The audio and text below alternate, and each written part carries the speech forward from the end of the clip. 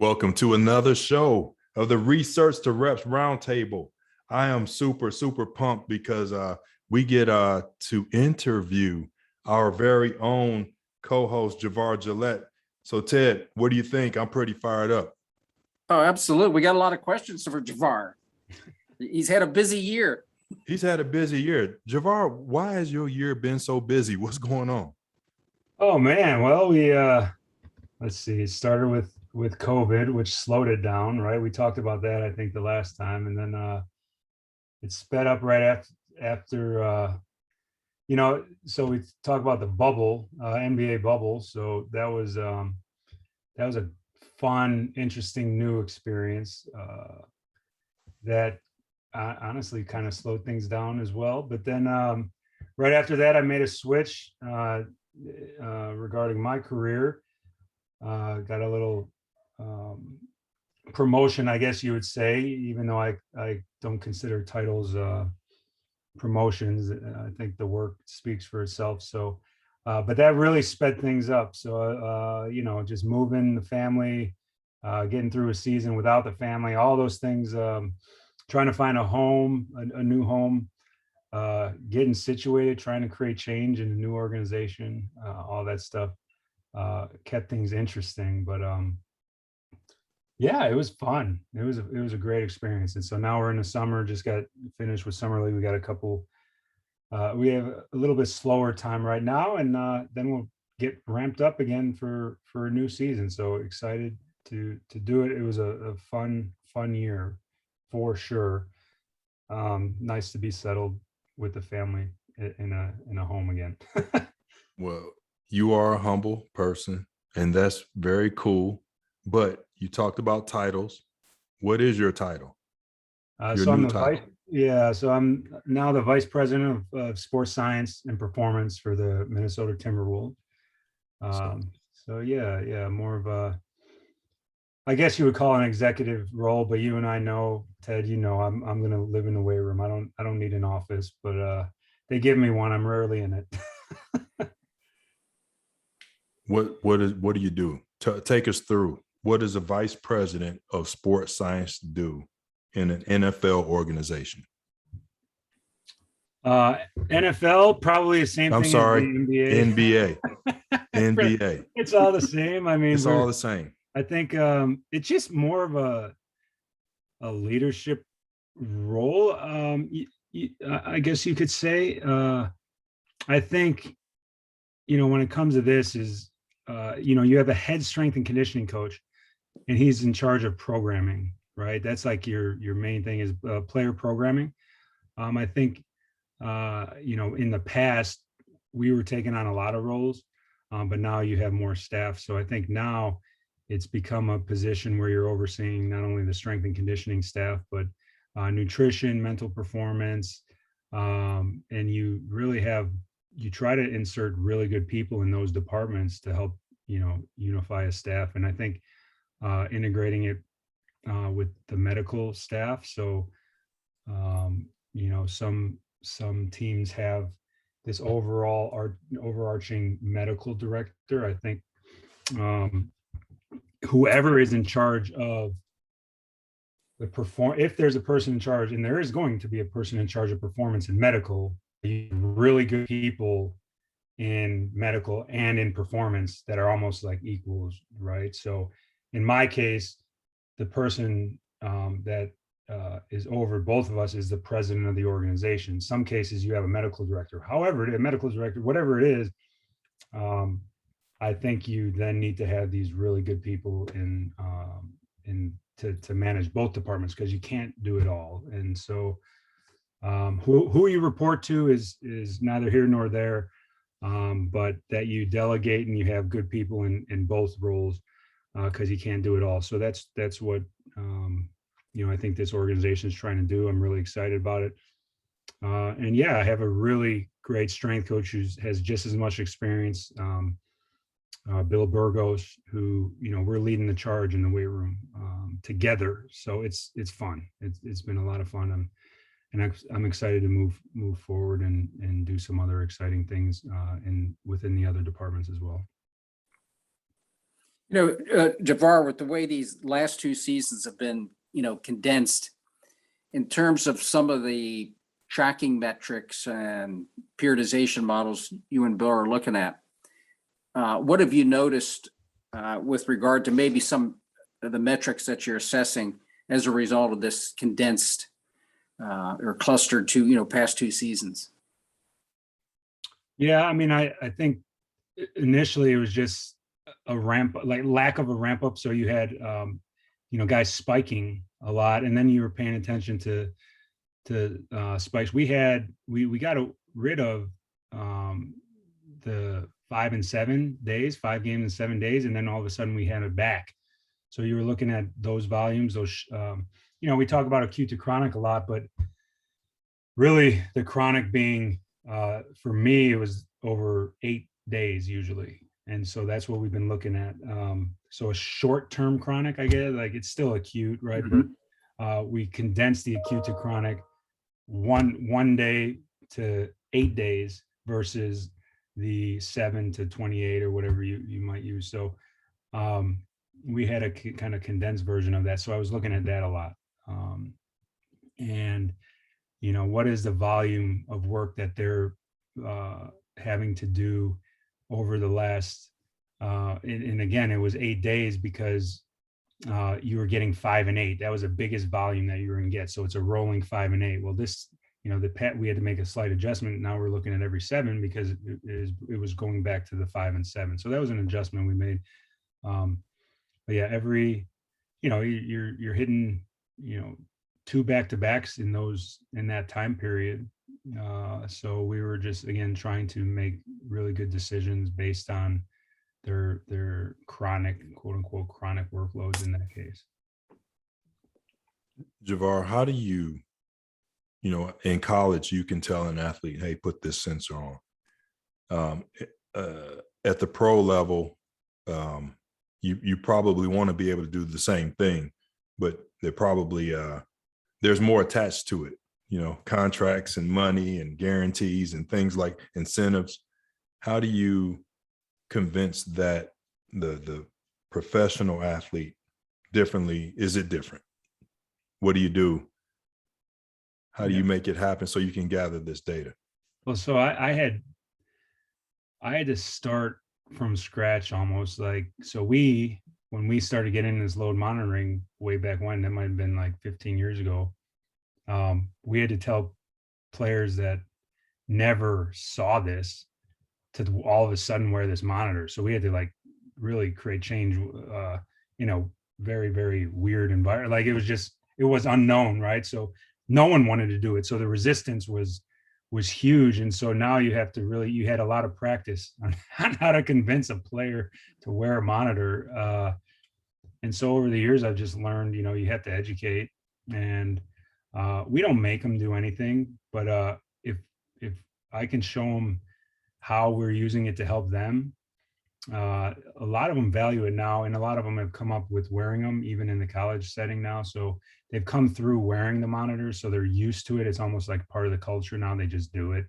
But now it's come to, okay, they're just doing it. They're just throwing it on, but they don't even care about the numbers. So they'll throw it on, especially now with COVID. We had to have 2 monitors on because Connexon was monitoring, we were doing contact tracing. And so they were wearing 2 of the same sensors. So now it's become the norm. But with that said, they don't even care what the data is saying. So they'll just throw it on. And it's not so much trying to get the guy to wear it, but can they wear it the right way where it gives us accurate, putting it in your sock it doesn't necessarily help us, just due to, you're getting a little bit more inaccurate data. So, guys are just throwing it anywhere. Well, we're trying to educate them on that. We're trying to educate them on how to use the numbers. So I'm, in a lot of cases, referring to conditioning. Hey, today's a good day to do some extra conditioning, but it's almost your choice, right? And sometimes it's not. Sometimes, hey, you have to get some extra conditioning in. But making them an active participant in it is really a big step in the right direction to getting a good use out of that type of technology.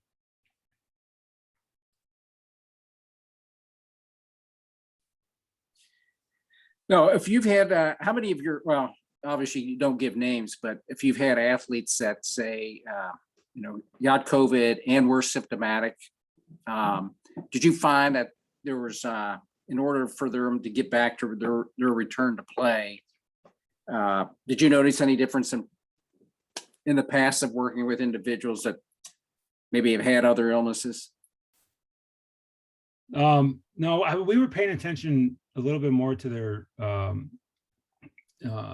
like basically their lung capacity, and doing a lot more breathing exercises using inspirometers and things like that, PO2.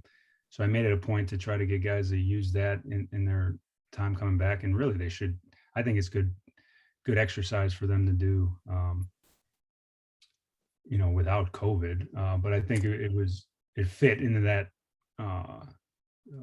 time, right? And as far as ramping them up, it was because of the shortened preseason and everything. If the guy was had COVID during that particular period, we paid really close attention to just kind of easing them into it. Once the season started, that was when it got a little bit tricky because you need them kind of ready to play. But I think our coaches, our staff, we did a really good job at once they got on the court, looking at the minutes and just having a good plan going forward to use the games to ramp them up. So we don't, and in our organization, we don't necessarily like to use the term minute restriction, but that doesn't mean we're not progressing properly, right? So the game, there's so many variables that come into play. If you say minute restriction 15 and we go in overtime,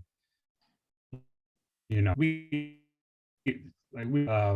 it's a big name player and he's on a minute restriction, and we go in overtime, well, hang with him. He's going to spike and we'll make the adjustment later. So we're not going to pull a guy out of a game, but we will say, if he's on a 25, 26 minute,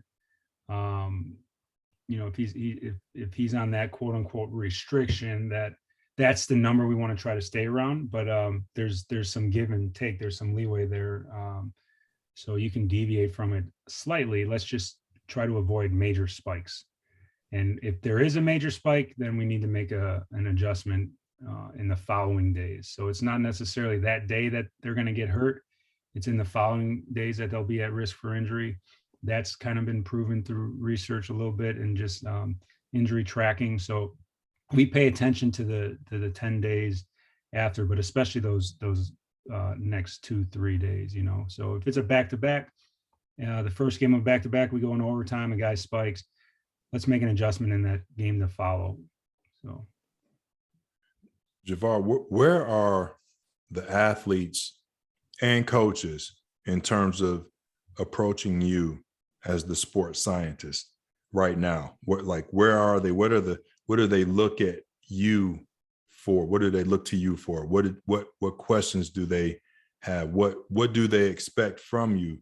And where would you like to see it? Like where do you want it to go? Athletes and coaches. So where are coaches and athletes right now? I'm assuming they might be close, I don't know, versus where you want them to see you and the value that you bring.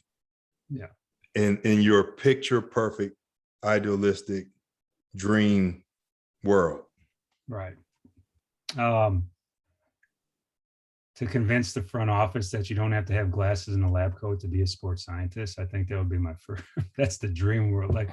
Because I often tell them, if you want me to wear glasses and have a little pocket protector and call myself a scientist, I don't like to call myself a sports scientist, but it's almost like you have to justify what you're doing, and kind of promote a little bit what you're doing, or you're going to get lost in the shuffle. So you have there's a blend that involves a little humility, but then also a little ego, because what you believe, what you are doing is providing information that, in our world, a data scientist, any kind of sort of scientist would bring. So you have to kind of boast that, because executives, front office staffs, all that, they don't know. So you have to educate and tell them what they're doing. Now, with that said, I love being in the weight room. I think to get any kind of sports science-y technology thing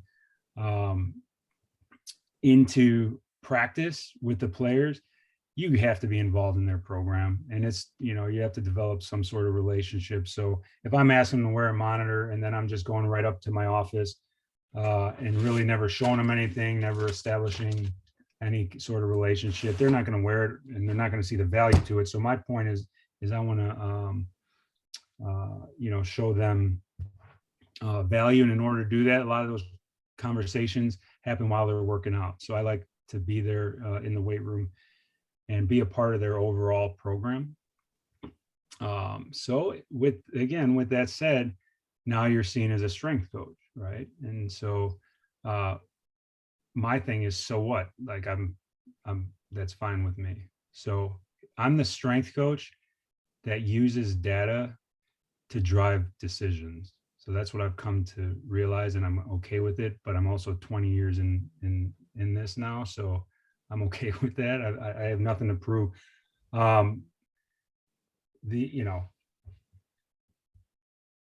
everything in the weight room that we have right now, I restructured the weight room. Everything in the weight room right now has a number. You can put a number on it. It's pretty cool, but it's old. It went back to old school. It's like, it's dumbbells. Like, since when have dumbbells become, you know, too simple where it has a number on it? So it's like when we talk about science, it's not really science. I'm not a scientist. I'm just really, really data driven, right? I want feedback. And so that's what we're bringing to the table. We're not in a lab. We're not doing testing in a lab environment on a continual basis. So I'm not doing quote unquote research.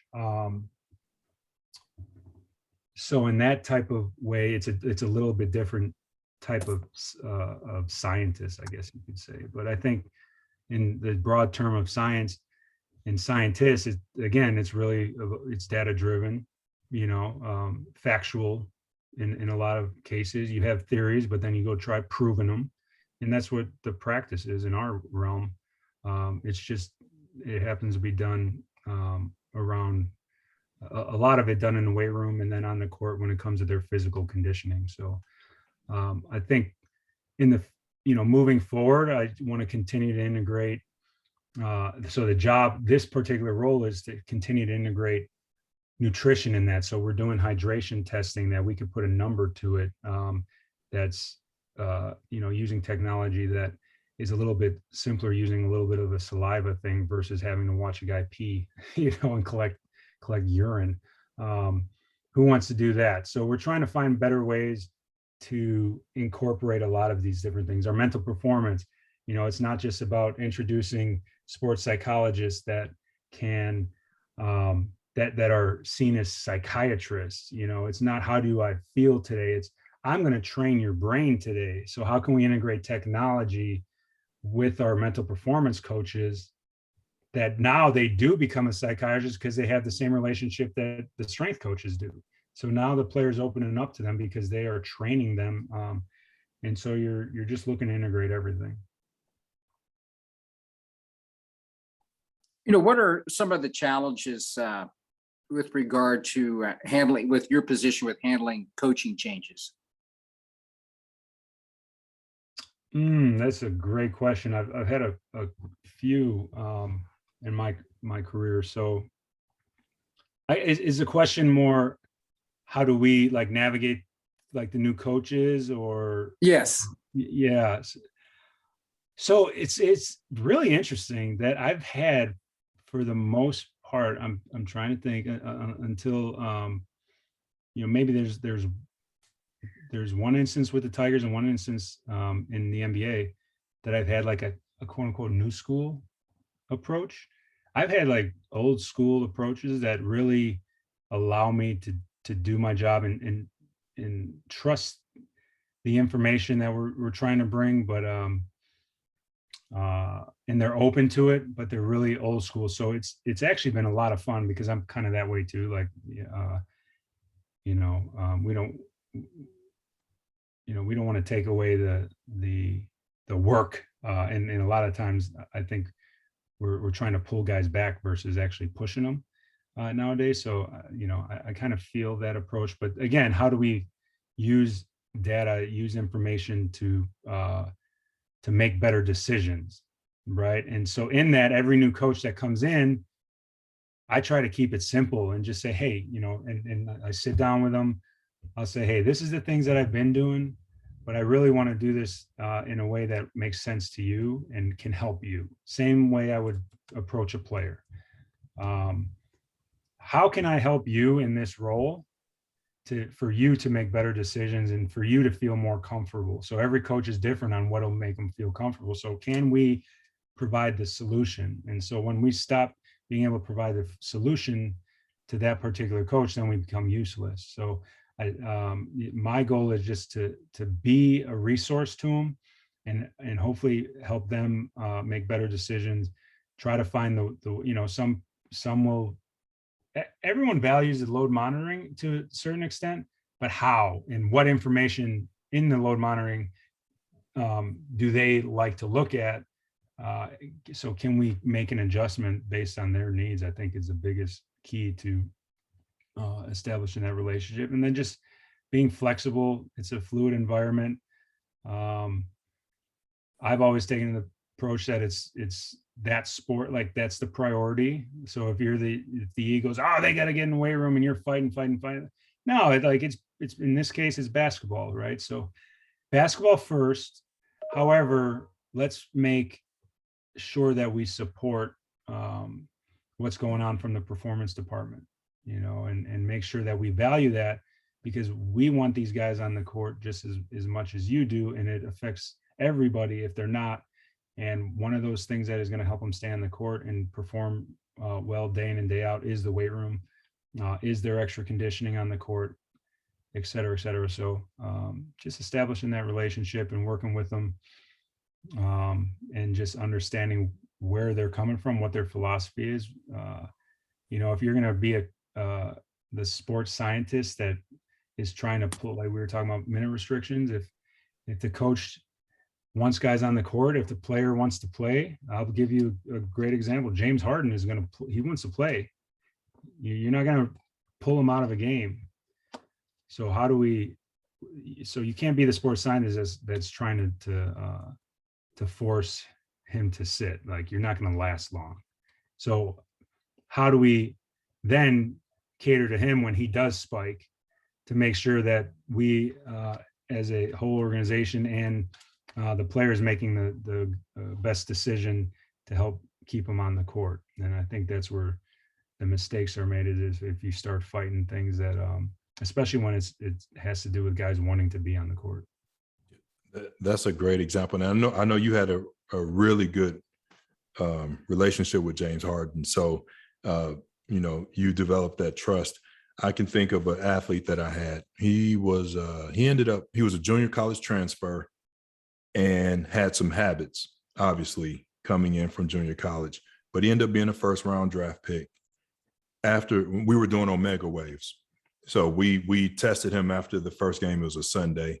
He came back, he was red, and we sat down with him, said, hey, this is showing that you're in the red. He said, what does that mean? So we explained it. And basically I said, whatever you did once the game stopped until I saw you this morning is going to make it really hard for you to be ready for practice on Tuesday and then get through practice and be ready for the next game on Saturday. He said, you can really tell that? You can see that?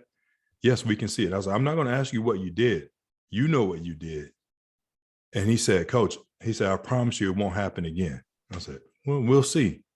Didn't share that with his position coaches or anything, because it was what he decided to do after the game was his life and his decision. Mm-hmm. But if he wanted to have the career, because he's still playing in the NFL, if he wanted to have that career, then he would make some adjustments. Well, the next Sunday, he shows back, he's in the yellow. And he said, Coach, I told you I'll never be in the red again. I said, well, we'll see. It's a long season. He was the best coming back every Sunday. At some points, he was even green on a Sunday. It's like, how did you do that? I was like, I don't want to know. Tell your teammates, whatever you're doing, make sure if they're making mistakes, help them out. He said, I got you, coach. And like, to me, that's how you use the data to drive different behaviors, and not my decision, but his decisions. And so I know you've got tons of examples like that. So, I mean, you what else do you have? I know you got the James Harden. What else do you have where the athlete sought you out and you were able to use your relationship to change a behavior? Yeah, we talk about load monitoring. I think the coolest story was, we talk about technology. Like, one of the coolest pieces of technology now is videos in phones, because you get to share information that you never really did in the past. Just a short, simple story is, you're trying to, monitor load from afar because we have off seasons, and a guy just got off surgery, and he's a workhorse, and it's hard to keep him from, over. He just had a minor surgery on his knee, and he was just cleaning it up. So he's like, yo, can I box? Can I do, like, what can I do? Like, yes, like, you can box, but at this point in time, the recommendation from medical is nothing on your feet. So, if we were together, I would have him sitting down, and we'd be doing some boxing and all that, and different positions that didn't allow movement. But, it's the off season, and we're in different locations. So all of a sudden I get a text, and he's kneeling down, and I don't know, I wish I could share the video, because he was not going to sit. And this is like a couple days after surgery, and he sends me a video, and he's got a heavy bag. It's a little heavy bag. It was a kid's heavy bag that he had his kids using. He took it in his backyard, and he put it up against the fence, and he's kneeling, like half kneeling, because he couldn't kneel on his other. And he's got this like wrestling sweatsuit on and everything, and he's just punching it.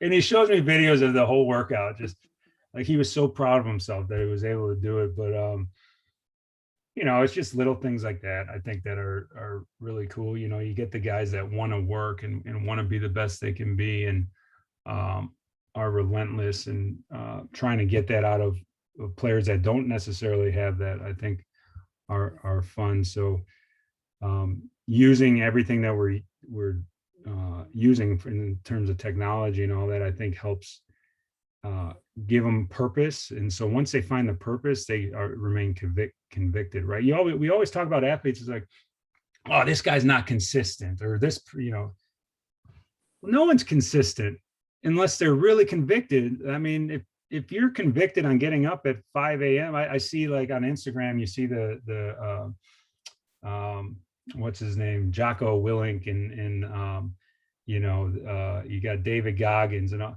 I mean, they're consistent because they're convicted in what they're doing. So you see a lot of people, they show their wristwatch, and it's like 4 a.m. It's 4 a.m., 4 a.m. But what's the purpose of getting up at 4 a.m.? And are you convicted in doing it? Or is it, are you more productive by getting up at 4 a.m.? And can you be consistent with that? If you're not, so you could take a picture and put it on Instagram that you're getting up at 4 a.m., but what are you doing after you get up? I mean, is there a purpose behind it? And I think if I were to just try to use that as inspiration to get a player to get up at 4 a.m., they wouldn't do it. They wouldn't be consistent. So I could sit there and say, oh, he's just not consistent. Well, you haven't shown them the purpose or the rhyme or reason behind doing that. And once they find that, then they might be convicted in it. And so I think that's the fun part. That's a challenge of coaching in a sports science role. You can't forget that you're still a coach. And if you forget that you're not going to be effective as a sports scientist. This time, some advice for some other strength coaches out there. You're dealing with really high profile athletes. And this time of year, they'll say, I've got my guy. What are some advice you can give some strength coaches that this time of year in terms of communication with some of these players' personal trainers? Yeah, be open to it. It makes your job easier if you can get someone really good. And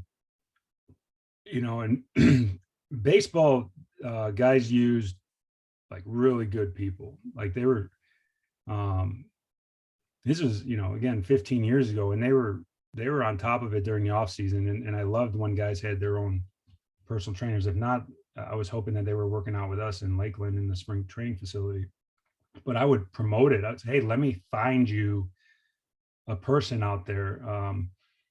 And I would always have my recommendations. There's been very few times in my career that I've disapproved of a particular person a guy's been working with. Very, very few times. Usually, especially now, you can find some really good guys. And you're just trying to find people like ourselves, so you got to put your ego aside. And as long as, so with that said, I think now the communication is with that particular strength coach. So those guys who have really good strength and conditioning coaches at their hometowns and things like that, like, let me communicate with them during the off season. I'll communicate with them more than I will the player. The player needs a break from me. I need a break from the players. So like, let's go, give each other a break. And then I'll speak with the strength coach. And then the strength coach sends me the programs. I get to look at them. So now it becomes a seamless transition when they come back to us versus just completely changing the program up. And the players appreciate it. I think they're receptive when it comes to, well, what do you think we should, change things around? So now they start asking the question, do you think we should tweak things a little bit? Like, what do you think of the program? So I think both sides, the personal trainers, the strength coaches, the personal strength coaches, and the team strength coaches, they both need to be humble enough to work together. And I've been to places, and when I go visit players, hey, can I just jump in and work out? Like, you tell me what to do. I just want to jump. And so again, most of them have been receptive where I just jump in and work out with them. And I will tell you something, like, I've learned more, like when we talk about continued ed, over the years, I've learned more from other strength coaches and players coming in from other personal trainers. A Turkish get-up is a great example. Way back when, this has become one of my fundamental exercises in my programming. But way back when, Sean Casey, baseball player Sean Casey, was around for a long time. He's the one that brought that exercise to me. The first time I ever saw that exercise, I said, "What the heck are you doing?" And as I learned, and like, he brought it to me, it educated me. So you got to be open-minded. So I've now more than ever, I think, love other strength coaches telling me what to do in my workouts. I love following other people's programs. I just learn a heck of a lot from them, and then can transfer that in my own programming and my own work. Yeah. Javair, you mentioned integration, and that is not easy. It's easier said than done. People from different backgrounds, they went to school for a long time. They're certified to do what they do. And now you're asking them to share a space or a person or a knowledge or an intervention. And I don't know if that is being taught in school or through the certification process or the continuing education process. So can you speak to that? Ego is the enemy. Read the book. That's the best way you can explain it. I talk about this all the time to my inner circle, and like, the one thing that really burns me out in this business is the politics. If you give me the weight room and environment and just let us work with the players, but when winning matters and you have jobs on the line and all that. There's this little thing called fear that comes into play, and that just messes everything up. And so, fear and ego is just crushing cultures. I don't care what culture you're in and where what business you're in. It's just crushing cultures. So I think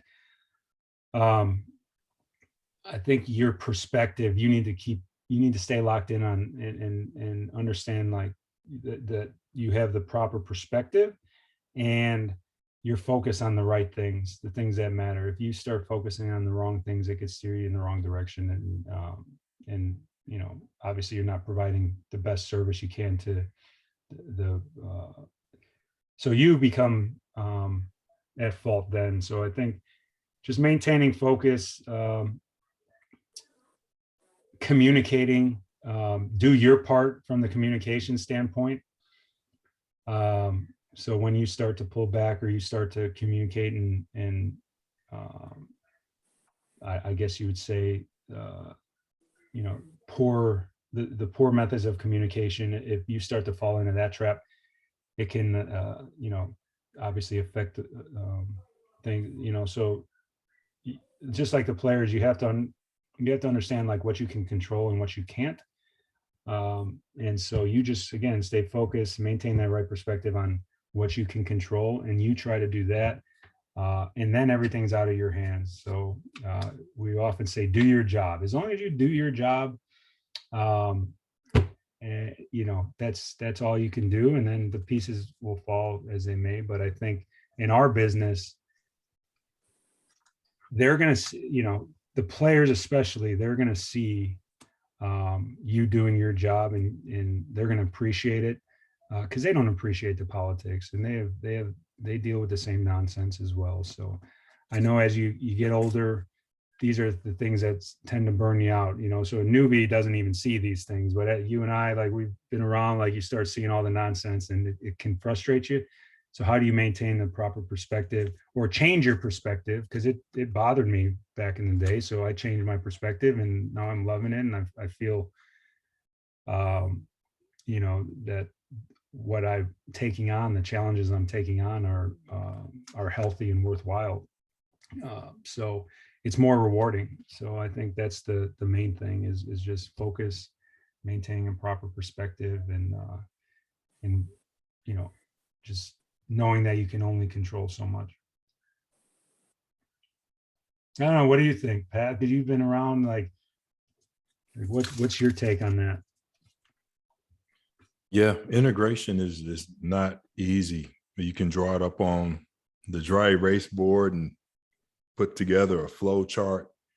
And like you said, fear and ego get in the way, and it destroys cultures, what you're trying to build, that's my job. That's my job as the director of health and performance, is getting mental health, mental performance, sports science, nutrition, sports medicine, sports performance, team physicians to all work together.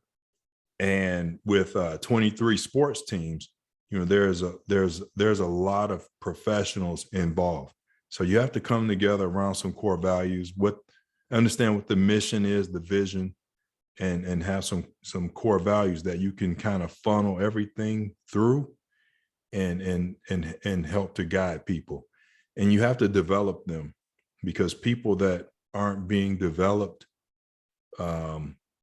become, they're not being fulfilled. So, they don't reach that point of self-actualization. And so they can't be all that they can be, and they become an ineffective, unproductive team member. And it's really hard to get someone to say, to work with someone else when they're incomplete themselves. So you have to say yes about the team, but it's also about the individuals on the team. You have to develop people's skills, just like on the court. If only 4 of the 5, players on the court are being all that they can be, like, they're still not going to be the best team. So you have to develop that 5th person. You have to develop, if it's the nutritionist or the strength coach or the sports medicine. Like everyone has to constantly be growing all the time, so that because when you have that growth mindset, it makes it, I think, it's easier to collaborate with other people because you are being fulfilled yourself. So I don't know. Does that make sense? Oh yeah, and it just reminds me of you talking. We started this off by ego, and if you have a good group, you can put and everyone can put ego aside, but be open, right, and not be afraid. Now you have diversity of thought, which is really cool because in that environment, we can challenge each other, learn from each other. I want someone, when we talk about medical and performance, I want someone on the medical side to lead me in making proper decisions once the guys are in our hands in the weight room. And at the same time, how can I help medical with load monitoring maybe, or using the force plate or something, provide information to them that's useful. And so that's our little world of integrating is usually the medical and the performance sides. And how do we do that properly? Well, how can we help each other versus it fails when you're talking about power, right? I have to be over this person or I have to be over that person. I think if we all if you do it really well and and sometimes budgets aren't an issue, you have the best of the best in all the roles, right? That you have, and obviously you have an entry point, whether it be an internship or assistant positions that can groom people to get to. But your leaders all have to be really good at what they do and bring something different to the table. And then everyone needs to be open and not power hungry. And then with that, you can integrate for sure. Let me ask you a unrelated question, and it's based on what I'm seeing in the screen. Over your right-hand shoulder, it's a number 24 jersey, Miguel Cabrera, and he just did something that was pretty significant. Was it over the weekend or last week? Yeah. So what do you think about that guy? And 500 home runs. What type of athlete was he? What was he? Someone into the science, the training, or was he just one of those naturally gifted athletes that could just show up and it just happened? Yeah, he was really into playing baseball. He loves baseball. James Harden loves basketball. He's a superstar in so many different ways, and especially as a person, it was cool to watch him grow, to go from a young immature player to this mature leader. He would take guys in the weight room at 5 a.m. with Victor Martinez. He would take his Latin players that were in the minor leagues, and usually in certain times we only had one weight room, so we would have to close it off to the entire organization and have like certain times. So the big leaguers, obviously, in big league camp had priority. So in the morning, it was usually coaches in there. But Victor Martinez led the charge with Miguel Cabrera, and they would have these minor league kids that are from Dominican, from Venezuela, that are 17 years old in the weight room at 5 a.m. working out. And it was just, he started to show his leadership and his big brother type skills without even trying, right? He was just being him. It was pretty cool. He deserves everything.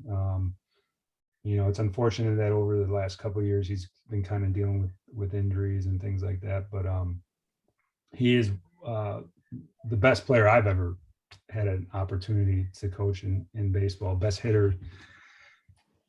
He was special. So it's cool. It's cool when they come in town to see him and visit with him. And I wish him all the best. He's a wonderful human being. And like I said, it's been cool to watch him grow as a person, as a human being over the last few years, more than anything. And that's what it's all about, right? So. Javair, for some of the listeners out there, Give us a rundown on what a typical game day is, what your schedule looks like with your responsibilities, your position. What does a game day look like, and what does a practice day look like?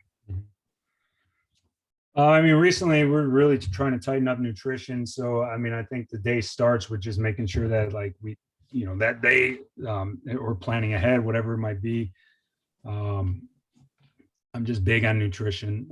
So I think in the morning, we'll typically have shoot arounds or an optional shoot around if it's not a required thing. There's still something going on in the morning every game day. So, the first thing is just talking to the chefs, talking to our dietitian, talking to our strength coach, Bill Burgos, what the plan is, and then really just catering to the individuals that are at the, for shoot around at the arena or at the practice facility. We used to have guys doing a bunch of stuff in the morning. I've gotten away from that on a game day. I think just the goal with purpose behind it is to break a sweat. So even if they wouldn't come into the facility, we want them to wake up, we want them to eat breakfast. So we're really teaching the young guys. The young guys almost have to come in, even if it's not required. So what that's doing is helping to teach routine on game day on what they should do. And that's get up, they should eat a hearty breakfast. They should break a little bit of a sweat, maybe, or at least be somewhat active. If anything, just go take a walk outside. So we're trying to teach them that routine. In this case, their activity involves shots, right? So they're just getting shots up. If they need any personal work, we're working with them in the weight room. If they need any, kind of personalized stretching and things like that. But that's really. It's really light in the mornings. And then what we're trying to do now is just learning about, releasing hormones that improve performance and then timing, all of that. It's very strategic. So between 1 and 3, we're promoting naps, take a nap 20 minutes to 90 minutes, or 90 minutes, I should say 20 minutes or 90 minutes, depending on timing. If it's earlier around 1 o'clock or so, 90-minute nap based on sleep cycles and your energy cycles throughout the day. And usually our game's at 7, so our goal is to peak around that 7 o'clock time. And so 1 to 3 o'clock we promote naps. We're pretty free from that between that time period as well. So if we aren't taking naps too, which we promote our staff doing it too, then we're free to do whatever. Some people might even go home and from there, 4 o'clock game prep starts. And so that's where we really get into using the weight room as a room, right? So not using the weight room to tire yourself out. I think what we can convince our athletes and our older school coaches is the weight room is a place for preparation to maximize performance day in and day out. And I think that's the goal, is it's a room to help maximize performance day in, day out. Sometimes that requires lifting heavy weights, sometimes it doesn't. So game day, we're just trying to get ready, using resistance to help facilitate mobility, using resistance to help facilitate growth hormone release. So there's a lot of different reasons why we use the weight room, and lifting weights, resistance training, why we utilize resistance training in their pregame preparation. Not to fatigue you, not that we're trying to get stronger, but that we're using it to help maximize your muscles' performance at game time. So by the time they reach the court, we want them to be able to go full speed. So they're doing a lot of personalized stuff, but 7 o'clock hits, they're in their layup lines. We'll throw an agility ladder out there. We'll do more explosive stuff. And a few guys will say, hey, can I get a little stretch? I still feel some tightness or whatever. So we're doing that. We're catering to them on the court. But I'm a big fan on doing everything in the behind the scenes. And then by the time they hit the court, tighten up your basketball specific stuff. So your shots, all that. Again, by that time, you should be sweating. They play a game. That's my slowest time. Have my little cup of coffee, try to get some dinner. And then I watch the game. And after the game, we get some more work done. So post game is very important time nowadays for us in the weight room. It's twofold. One, high, and it's really meant to be for the high minute guys. Everyone thinks of the post game work as, oh, it's the guys that didn't get minutes. No, like those guys I send home, they're going to come in the next day. It's the guys that are playing a lot, that they're doing what I would consider a biomechanical conditioning. It's the goal post game is not to gain strength. We're trying to, if you were to look at it as like a typical weight room program, you like, let's just say you're working on legs, you squat, you do a lunge, just traditional program, squat, lunge, and then you go into some supplementary lifts. Those supplementary lifts are really to add volume and have a conditioning effect, a hypertrophy effect. Well, if we were to do that the next day and then we play every other day, they don't have a chance to recover. So we're basically breaking muscle tissue down every day. So the post-game work is to add to their volume so that we don't have to do it on their practice days. And everything we do on their practice days is heavy with low volume. So it promotes recovery. And so we're loading on practice days, heavy. We're doing explosive style resistance training on practice days at a low volume, so it doesn't tear the muscle tissue up. But we can promote strength maintenance and even strength gains actually during the season, because a lot of these guys don't do enough during the off season. So you see strength and power increase over the course of the season. But post game is very important to add, so they're able to recover in between games, but they're able to get that additional volume in, which has a conditioning effect. So it's more of a mechanical stress versus a physiological stress as well. So that's game day. That's pretty good. What resources do you use, or can you point our listeners to, that can help them to, take their education and knowledge to the next level?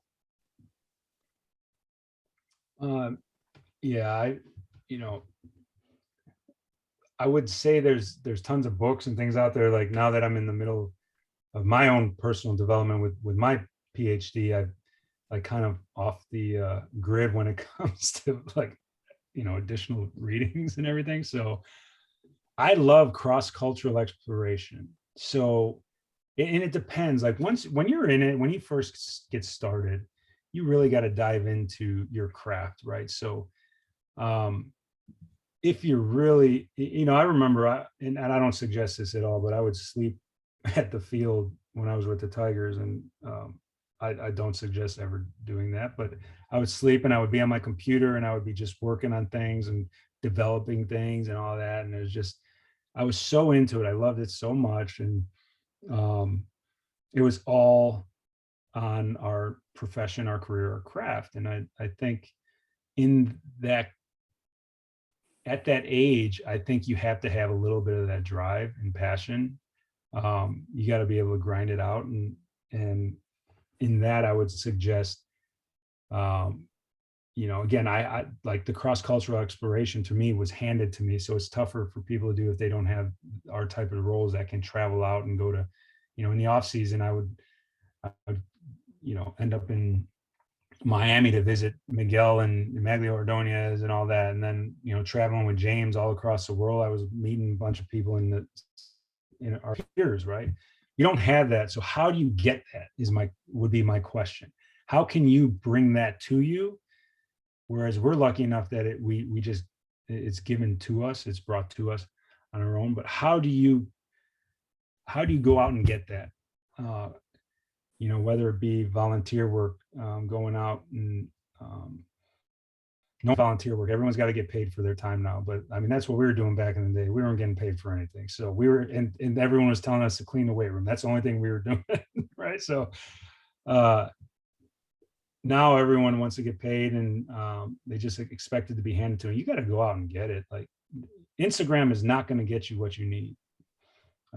So I think the perspective needs to change, but cross-cultural exploration, seeking out experts in the field or various fields. If you just buy, so it's like the NBA culture, like don't just get sucked into this NBA culture.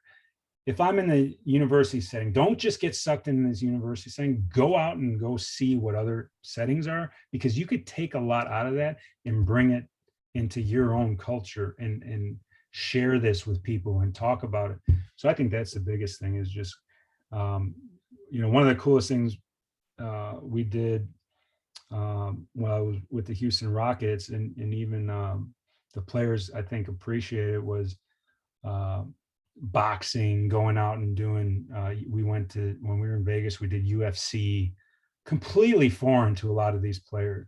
But just to hear Forrest Griffin, who's, a Hall of Fame UFC fighter, talk to him and just like get into him a little bit and be like, I don't care who you are and what your name is. Like, it's pretty cool to get that. So I think if you have that level of security and confidence, you go out there and you start looking at what other people are doing in your field, and you're like, dang, like I need to step up my game.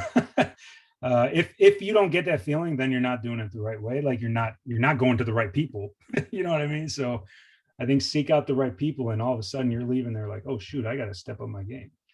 I think that's the humility that's needed. So that's my biggest suggestion. But yeah, reading books, I think one of the big things now is just the mental performance, the mental game. So reading the right books on that, not self-help necessarily, but like how the brain works, how the mind works. It's not the self-help. That's different. Doesn't mean it's not needed. But when you're looking at books, how does the brain work? You gotta, as a strength coach, you gotta understand now how the brain works and how it ties into your physical.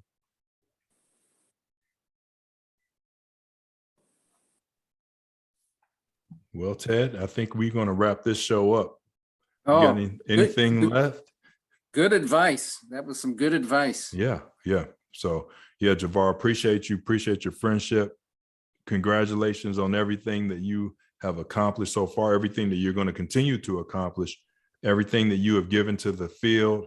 I would just encourage people to be lifelong learners like yourself. Like you said, you're still working, still going to school, working on your PhD, cross-cultural exploration, learn from different avenues and different people, different parts of the world, different cultures, and that can help to broaden your abilities as a professional and as a person. So thank you for sharing that, Ted. I appreciate your friendship and knowledge, and we're going to wrap this show up. Appreciate you, and thank you. Y'all take care. Take care. Thanks for having me. Thanks, guys. Love you both. We'll see you soon, hopefully in person. Yes, sir. Sounds good. All right. Take care.